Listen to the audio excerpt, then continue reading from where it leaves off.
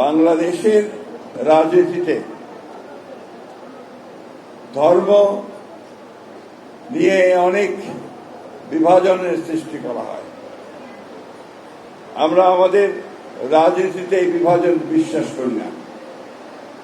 আমাদের যে রাজনৈতিক দর্শন শহীদ প্রেসিডেন্ট জিয়াউর রহমান সাহেব আমাদের দিয়ে গিয়েছেন, বাংলাদেশী জাতীয়তাবাদ, সেই বাংলাদেশী জাতীয়তাবাদের ভিত্তিতে সকল ধর্মের সকল বর্ণের মানুষের সঙ্গে একাত্ম হয়ে বাংলাদেশের উন্নয়ন আমরা কামনা করেছি।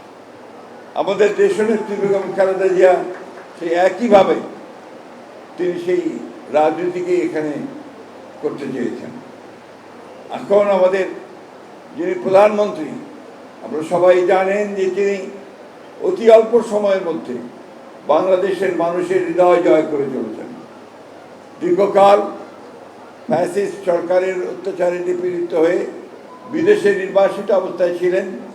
তারপরে দেশে এসে আপনাদের সহযোগিতায় বাংলাদেশের মানুষের ভালোবাসা নিয়ে তিনি একটা সত্যিকার অর্থেই একটা অবাধ নিরপেক্ষ নির্বাচনের মধ্য দিয়ে সরকার গঠন করার পরে তিনি কাজ করে চলেছেন এবং তার কাজের প্রধান জায়গাটাই হচ্ছে সাধারণ মানুষের উন্নয়ন।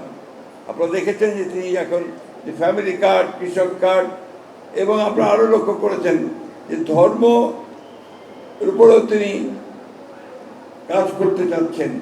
যে সমস্ত ধর্মীয় প্রতিষ্ঠানগুলো আছে, যেমন মুসলমানদের জন্য মসজিদ, তার ইমাম, মুয়াজ্জিম, মন্দিরের পুরোহিত এবং আপনার বৌদ্ধ মন্দিরের যারা দায়িত্বে থাকেন তারা, এবং একই সঙ্গে চার্চে যারা দায়িত্ব থাকেন তাদেরকে তিনি একটা ভাতার ব্যবস্থা করেছেন, যেটা কখনোই কেউ চিন্তা করতে পারেনি।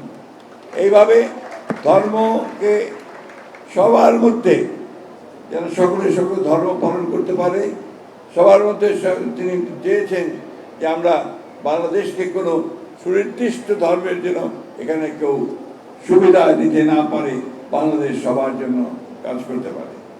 আপনাদের এখানে আসার আগে আমরা মাননীয় প্রধানমন্ত্রীর নেতৃত্বে আমরা আরেকটা সভাতে আমরা উপনীত হয়েছিলাম। আপনারা জানেন যে এবার মহিলা সংসদ সদস্যদের মধ্যে আপনার আমাদের মাননীয় প্রধানমন্ত্রী প্রত্যেকটি ধর্মের মানুষের প্রতিনিধিত্ব তিনি নিয়ে এসেছেন এবং আজকে ছিল আপনার সমতল ভূমিতে যারা নৃগোষ্ঠী আছেন তাদের সঙ্গে তিনি বসেছিলেন। তাদের একজন প্রতিনিধি আছেন, আপনারা জানেন যে তিনি মূলত সাঁওতাল সম্প্রদায়ের মানুষ, আন্নামিঞ্জ, এবং আজকে তারাই আজকে বসেছিলেন। সেখানে একইভাবে তিনি বলেছেন যে আমরা প্রত্যেকটি শ্রেণীর উন্নয়নের জন্য, তাদের আর্থসামাজিক ব্যবস্থার পরিবর্তনের জন্য আমরা কাজ করে যাব। আমরা সেই কথাই বলতে চাই যে আমরা ধর্মীয়ভাবে কোনো বিভাজন সৃষ্টি করতে চাই না, আমরা সকলকে নিয়ে কাজ করে সামনের দিকে এগিয়ে যেতে চাই। দুর্ভাগ্য আমাদের, আমরা 1971 সালের স্বাধীনতা যুদ্ধে আমরা যখন একসাথে যুদ্ধ করে লড়াই করে হিন্দু, মুসলমান, বৌদ্ধ, খ্রিস্টান এই দেশটা স্বাধীন করেছিলাম, সেই যে বোধ, সে বোধটাকে একটা বিশেষ অপশক্তি বারবার আঘাত করার চেষ্টা করেছে।